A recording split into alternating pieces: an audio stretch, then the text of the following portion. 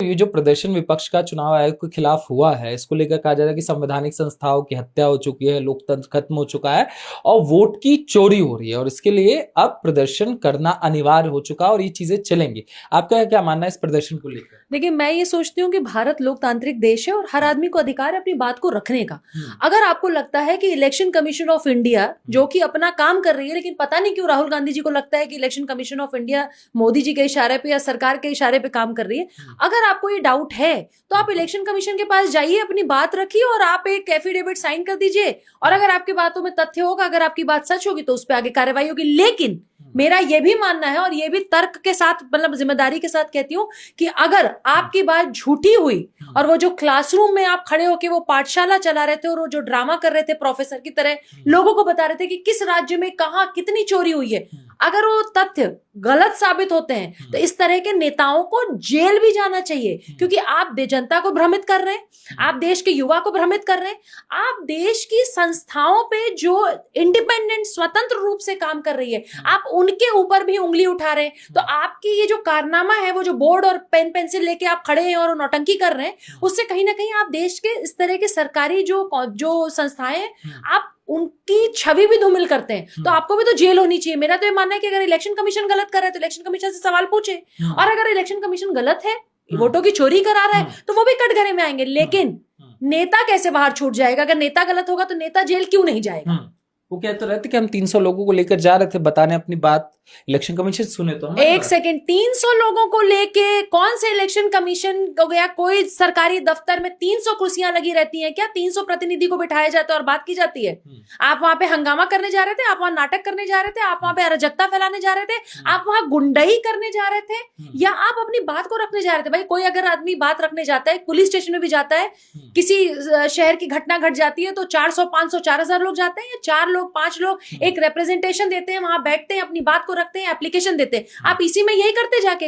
लेकिन election commission of India में 30 लोगों को न जाके उन्होंने 30 लोगों की परमिशन दी थी, जहां तक मुझे पता है। तो अगर 30 लोग 35 लोगों की परमिशन दी थी, 300 लोग जाके आप वहां हंगामा करते, आप वहां काले झंडे दिखाते, आप वहां पे पूरा ड्रामा करते, आप वहां पे अनशन पे बैठ जाते, आपका मकसद और आपके पीछे की जो मंशा है वो ये नहीं है कि हम इसी से सवाल पूछें। आपके पीछे मंशा, आपके दिमाग में ये चल रही है कि मुझे पूरे देश में हंगामा कैसे करते रहना है, क्योंकि संसद में आने का मौका मिला हुआ है आपको। एक जगह से हारे, फिर एक जगह जीते, वो आप यहां से केरल तक घूमते रहे, तो आपको लगता है कि यार हंगामा कैसे करना है, न्यूज़पेपर में कैसे छपे रहना है, हाईलाइट कैसे होना है, कैसे लोग मेरे इंटरव्यूज लें, क्योंकि ऐसे तो कोई सीरियस आपको लेता ही नहीं है, ना सीरियस लेता है ना आपके बयान सीरियस लेता है। लेकिन इस तरह की नाटक और नौटंकी करके आप छाए रहेंगे पूरे देश में। देश हंसता है, देश राहुल गांधी जैसे नेताओं पे हंसता है जिनके पास कोई तथ्य नहीं है, और 30 लोगों की जगह 300 लोगों को ले जाके आप वहां पे धरना प्रदर्शन, नाटक नौटंकी करने जा रहे थे। तो कह रहे हैं ना, राहुल गांधी ने कहा ना कि वोट की चोरी हो रही है, बिहार में चुनाव भी है और वोट की चोरी के माध्यम से बिहार का चुनाव जीता जाएगा। मुझे एक बात बताइए, एक व्यक्ति जिसकी मृत्यु हो चुकी है 20 साल पहले, 10 साल पहले, 5 साल पहले, वो व्यक्ति क्या ऊपर से आके अपना वोट दे रहा है? कब्र से बाहर निकल के वोट दे रहा है? जो व्यक्ति आज जिंदा ही नहीं है, वो व्यक्ति का नाम वोटर लिस्ट में नाम क्यों होना चाहिए? वो वोटर लिस्ट से नाम क्यों नहीं कटना चाहिए? एक व्यक्ति के नाम की अगर रिपीटेशन है 2 स्टेट्स में, 2 जगह, तो वो नाम क्यों नहीं कटने चाहिए? फर्जीवाड़ा जो चल रहा है, सिर्फ बिहार की बात नहीं है, पूरे देश में जो फर्जीवाड़ा चल रहा है, आपको पता ही होगा भी उत्तर प्रदेश में रायबरेली में, अभी 2 दिन पहले मैंने इसको ट्वीट भी किया हुआ है, कुछ दिन पहले रायबरेली में एक ऐसे अफसर को पकड़ा गया है जिसने 18,000 से ज्यादा फर्जी प्रमाण पत्र बनाया है और बांग्लादेशियों की घुसपैठ कराई है। बिल्कुल, जन्म प्रमाण पत्र जो बर्थ सर्टिफिकेट है वो बनाया 18,000 से 19,000 से ज्यादा। तो आप मुझे बताइए, 19,000 लोगों का प्रमाण पत्र जन्म का देश का है, रायबरेली का है, उसमें कई हिंदू भी बना दिए, हिंदू भी हैं, वो बहुत सारे जो घुसपैठी आए हैं वो तो एक ही धर्म से हैं, एक इनके प्रिय विशेष धर्म से। धर्म, आप एक फर्जी बर्थ सर्टिफिकेट बना के आप उनको हिंदू बना रहे हैं, फर्जी बर्थ सर्टिफिकेट भी दे रहे हैं, तो वो 19,000 लोग आगे चल के किसको वोट देते हैं? ऐसे फर्जी नेताओं को तो देते हैं। तो रायबरेली हो, चाहे अमेठी हो, चाहे अब ये बिहार हो, चाहे बंगाल हो, चाहे केरल हो, जहां पे ऐसे फर्जी नेता जीत रहे हैं, नेताओं के साथ साथ ऐसे अफसरों पे भी कार्रवाई होनी चाहिए जो घुसपैठियों को बुला रहे हैं, और घुसपैठियों का आप वोटर आईडी कार्ड बनवा देते हैं, पासपोर्ट बनवा देते हैं। तो इनका जो वोट बैंक है वो चलते रहना चाहिए, चाहे मृत व्यक्ति इनको वोट दे, चाहे एक ही नाम की रिपीटेशन हो, चाहे बांग्लादेशी को मूल रूप से जो बांग्लादेशी है घुसपैठिया उसको भारतीय बना दीजिए, आप उसका भी वोट लेते रहे। इनको डर पता है किस बात का है? जब 65 लाख से ज्यादा वोटर आईडी कार्ड बिहार में रद्द किए गए हैं, जिनका वोटर आईडी कार्ड रद्द किया गया है, वो देखिए मैं बार बार कहती हूँ कि आप अगर उस पर शंका है तो ठीक, लेकिन जो बीएलओ है, जो एसडीएम है, जो डीएम है, जो कमिश्नर है, जगह जगह पे जो लोग काम कर रहे हैं, जो सामने से आके कह रहे हैं कि कहीं कोई गड़बड़ी नहीं पाई है, बीएलओ तो घर घर जा रहा है ना,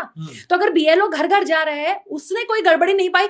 राहुल गांधी तो एक के भी घर नहीं गए, लेकिन राहुल गांधी को लगता है कि एसआईआर में फर्जीवाड़ा चल रहा है। आप फर्जीवाड़े के खिलाफ बोल रहे हैं या आपको डर है कि अरे मेरा तो 65 लाख वोटर चला गया?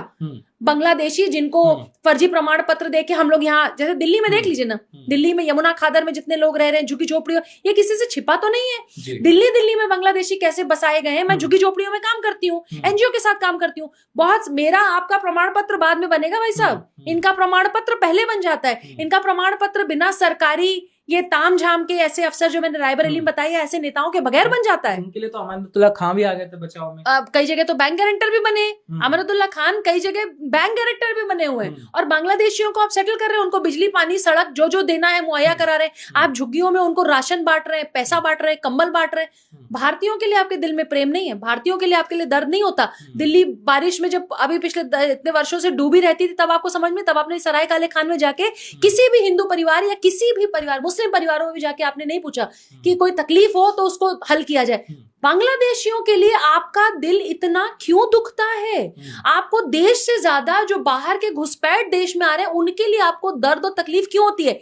एक कारण, बाप बड़ा ना भैया, सबसे बड़ा रुपया, ये वोट बैंक का सारी राजनीति है जिस पे राहुल गांधी की राजनीति चल रही है। राहुल गांधी को तो लोकतंत्र खत्म होता हुआ नजर आ रहा है, उन्हें तो तकलीफ हो रही कि लोकतंत्र खत्म हो रहा है। और उन्होंने कहा कि सत्ता में आज नहीं कल तो आएंगे, तो जो भी अधिकारी इस पे सम्मिलित है सबका हिसाब किया जाएगा। देखिए जैसे हम पार्क में टहलने जाते हैं, वैसे इनके खानदान वालों ने कॉन्स्टिट्यूशन में, चलो कुछ नहीं करने को है, कॉन्स्टिट्यूशन में बदलाव कर देते हैं। आज कुछ करने के लिए नहीं है देश में, आज कॉन्स्टिट्यूशन में अमेंडमेंट कर देते हैं। अपनी मर्जी से कॉन्स्टिट्यूशन में अमेंडमेंट करते गए। इनके पिछली पुश्तों ने जितनी ज्यादा कॉन्स्टिट्यूशन में अमेंडमेंट की है, पिछली 10 साल की सरकार में तो नहीं किया। आज सरकार कोई बिल लेके भी आती है तो उसके खिलाफ आप खड़े हो जाते हैं। लोकतंत्र की, कॉन्स्टिट्यूशन की किताब लेके और कॉन्स्टिट्यूशन हाथ में लहराने से नहीं पता है। कोई राहुल गांधी से ये भी पूछ लेगा कि कॉन्स्टिट्यूशन में कितने पन्ने होते हैं, इनको ये भी नहीं पता होगा। कॉन्स्टिट्यूशन में फंडामेंटल राइट्स की बार बार कहते हैं, ड्यूटीज की बात राहुल गांधी भूल जाते हैं। एक ऐसे नेता हैं जो भारत में जन्मे, भारत में रहे, लेकिन आज भी विदेश की धरती पे जाते हैं तो भारत की सबसे ज्यादा बुराई करते हैं।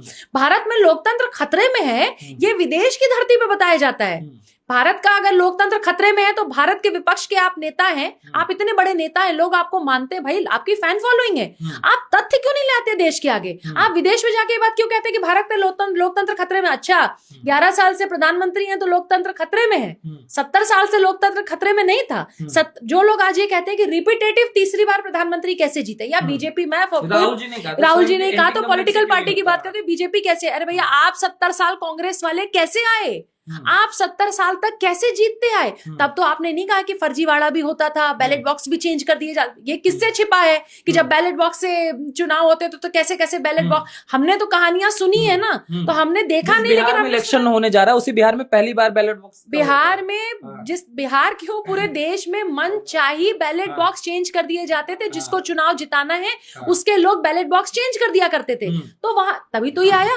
तो अब मुझे समझ नहीं आ रहा है कि आप लोगों के जो पिछले 70 सालों में जो आपने देश में तांडव किया, चाहे बैलेट बॉक्स चेंज कर दीजिए, चाहे कॉन्स्टिट्यूशन में चेंज कर दीजिए, चाहे घुसपैठियों को बिठा दीजिए, चाहे आसाम में बांग्लादेश के रास्ते से बांग्लादेशियों को प्रवेश दिला दीजिए, चाहे केरल में दिला दीजिए, चाहे आप बाहर के इंटरनेशनल ताकतों के थ्रू, मैं बार बार कह रही हूँ, हमारी मीडिया क्या छापती है इनको कोई फर्क नहीं पड़ता, मैं आप क्या छापते हैं इनको कोई फर्क नहीं पड़ता, लेकिन इनके जो वो 2-4 लल्लू पंजू जो बड़े बड़े इंटरनेशनल न्यूज़पेपर हैं, चाहे कोई ऐसे न्यूज एजेंसीज हैं, वो अगर कुछ छाप देती हैं भारत के विपक्ष में, वो उस न्यूज को ये ऑथेंटिक मानते हैं। भारत की मीडिया पे इनको विश्वास नहीं, भारत के लोकतंत्र पे विश्वास नहीं, भारत के संसद पे विश्वास नहीं, भारतीय मूल पे विश्वास नहीं, भारत के प्रधानमंत्री पे विश्वास नहीं।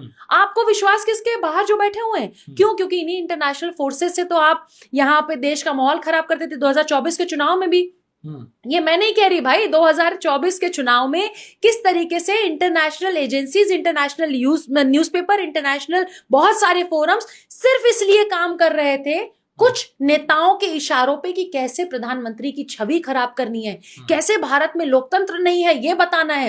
अरे भारत में लोकतंत्र तब नहीं था जब कश्मीर में हाहाकार मच रहा था, तब भी तो था लोकतंत्र, तभी तो थे आपके बाप दादा। तो लोकतंत्र में क्या हुआ, किन कश्मीरी पंडितों को आपने जमीन जायदाद उनकी दे दी और उनको आपने सेटल कर दिया। लोकतंत्र की बात कौन कर रहा है भाई? लोकतंत्र की जो चांदी और सोने के चम्मच से पैदा हुआ, इसमें कोई बुराई नहीं है। देखिए आप चांदी चम्मच सोने के चम्मच से पैदा हो सकते हैं, लेकिन राजा का बेटा राजा तभी बनेगा जो योग्य होगा। अगर राजा का बेटा राजा बनने योग्य नहीं है तो वो राजा नहीं बनेगा। लोकतंत्र यही कहता है। आपके अंदर काबिलियत होगी तो आप कितना भी सपना देख लीजिए, युवा नेता युवा नेता युवा नेता, प्रधानमंत्री के लायक आप नहीं है। आप प्रधानमंत्री की कुर्सी पे नहीं बैठ, देश को पूरा देश आपने घूमा। आपको जब मन होता है किसी मड़ई में जाके, किसी छप्पर में जाके गरीबी का मजाक उड़ाते हुए आप वहां पे बर्तन रख के, नए नए बर्तन होते हैं, वो जो बर्तन होते हैं वो चमक रहे होते हैं, वो पता चलता है कि अच्छा फोटोग्राफी के लिए नए नए बर्तन लाए गए हैं और वहां खाना खाते हैं। आप गरीबी का नारा देते देते आपके खानदान में बहुत सारे लोग चले गए, अब आप भी उस बारे में बोलते हैं। गरीबी नहीं हटा पाए आप देश से। 10 साल से जो व्यक्ति देश के लिए काम कर रहा है, जो देश विदेश हर जगह काम कर रहा है, 10 साल में आप उम्मीद करते हैं कि पूरा देश एक डेवलप्ड कंट्री की तरह आ जाए। अरे भैया, मेक इन इंडिया से लेके सारी चीजों पे देश काम कर रहा है, देश का प्रधानमंत्री काम कर रहा है। विपक्ष सिर्फ वो नहीं होता है जो हमेशा सुबह से शाम तक पानी पी पी के प्रधानमंत्री को गाली दे। मगर जिस तरीके से चुनाव आयोग पे गुस्सा दिखाई दे रहा है, राहुल गांधी ने स्वयं कहा कि हम तो आपको सबक सिखाएंगे जब हम सत्ता में आएंगे। इनके समर्थक दल जो सोशल मीडिया पे है वो तो यहाँ तक कह रहे हैं कि इन्हें चुनाव आयोग के जो अधिकारी है उन्हें चप्पल से मारा जाए, जूता से मारा जाए, क्योंकि ये तो मोदी के साथ साठगांठ करके इस देश के लोकतंत्र को। देखिए, ये वो लोग हैं जिन्होंने भगवा आतंक गढ़ा, ये वो लोग हैं जिन्होंने इमरजेंसी लगाई, ये वो लोग हैं जो देश की सरकार भंग करके रातों रात विपक्ष को जेल में डाल देते हैं। ये वो लोग हैं जो 2 साल 1.5 साल 2.5 साल जब इमरजेंसी चली, बड़े बड़े नेता जो है वो जेल में रहे, उनके साथ यातनाएं हुई। भाई ये मैं नहीं कहती, आज देश के रक्षा मंत्री माननीय राजनाथ सिंह जब इमरजेंसी में जेल गए तो उनकी माँ बीमार पड़ी और उनकी माँ बीमार पड़ने पे इन्होंने छुट्टी नहीं दी, उनकी बेल उनकी नहीं हुई, वो गई, वो बाहर नहीं गए, उन्होंने अपनी माँ की सूरत नहीं देखी और उनकी माँ का देहांत भी हुआ। आप किस फासिज्म की बात करते हैं? आप किस हिटलर शासन की बात करते हैं? भाई आपसे बड़ा हिटलर कौन? आपसे बड़ा हिटलर कौन? जब इंदिरा जी ने राजनाथ सिंह जी को बाहर नहीं निकलने दिया, अपनी माँ का चेहरा नहीं देखने दिया, और उनकी माँ को पता चला कि अच्छा तो इमरजेंसी खत्म होने वाली, मेरा बेटा आने वाला होगा बाहर, तो पता चला कि नहीं अभी तो 1.5 साल इमरजेंसी और रहेगी। माँ खत्म हो गई, माँ की 13वीं पे नहीं जाने दिया, 10वां पे नहीं जाने दिया। राजनाथ सिंह ने अपना जो रीति रिवाज होते हैं हिंदू धर्म में, सनातन में, वो बाल मुंडवाने से लेकर सब कुछ जेल में किया। आप किस फासिज्म की बात कर रहे हैं?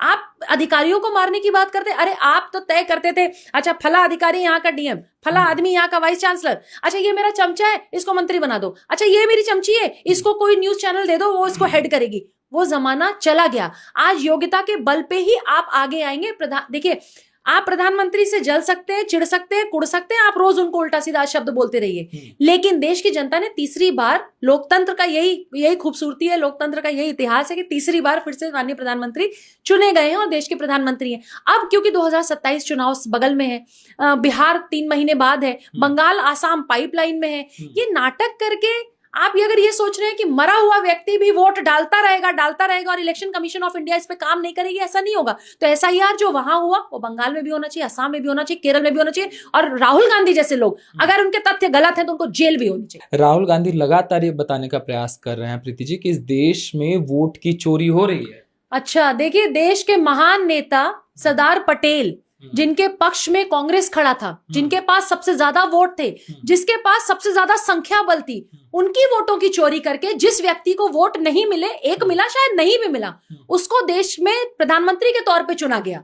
नेताजी सुभाष चंद्र बोस के पीछे पूरी कांग्रेस खड़ी थी, संख्या बल था, उनको न चुन के किसको चुना गया? तो वोटों की चोरी कौन करता आया है, कौन सी पार्टी करती आई है और कौन सा खानदान चोरी करते आया है?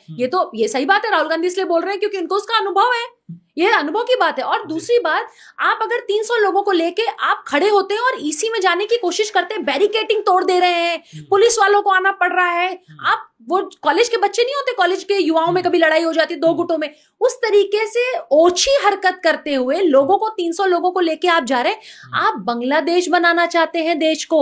आप चाहते हैं कि देश की लोकतांत्रिक देश में चुनी हुई सरकार के खिलाफ लोग सड़कों पे आए। आप भड़का रहे हैं लोगों को कि लोगों को सड़कों पे आना चाहिए, युवाओं को सड़कों पे आना चाहिए। आप जैसे नेता को सबसे पहले जेल जाना चाहिए, नहीं तो भारत बांग्लादेश की तरह हो जाएगा अगर आप जैसे नेता जो है आप सत्ता की कुर्सी पे बैठ गए तो आप कह रहे हैं कि देश को इस मतलब संवैधानिक संस्थाओं पे अविश्वास दिखाकर और देश में लोकतांत्रिक स्थिति बताकर देश को बांग्लादेश जैसी स्थिति में गढ़ा। बिल्कुल। बांग्लादेश में क्या हुआ? बांग्लादेश में प्रधानमंत्री के घर घुस गए लोग, प्रधानमंत्री के घर घुस गए, वहां की जो संस्थाएं हैं लोगों ने तार तार कर दिया उस बिल्डिंग को, दिया जिंदा लोगों को दिया। आप 300 लोगों को लेके अगर सड़कों पे इस तरीके से उतर रहे हैं, आपको अपनी असहमति दर्ज करानी है, उसका लोकतंत्र में एक तरीका है। लेकिन अगर आप 300 लोगों को लेके आप बैरिकेडिंग तोड़ते हुए जा रहे हैं, तो मैं ये बात मानती हूँ कि राहुल गांधी जैसे लोग बांग्लादेश में हुए चीजों को या जो वहां पे हादसे हुए उसको आप भारत में लेके आना चाहते हैं। आप भारत में अराजकता और गुंडाई फैलाना चाहते हैं। तो बांग्लादेश की तर्ज पर कुर्सी पाने का प्रयास हो रहा है। बिल्कुल बिल्कुल। मुझे लगता है कि भारत को किस तरीके से बदनाम किया जाए,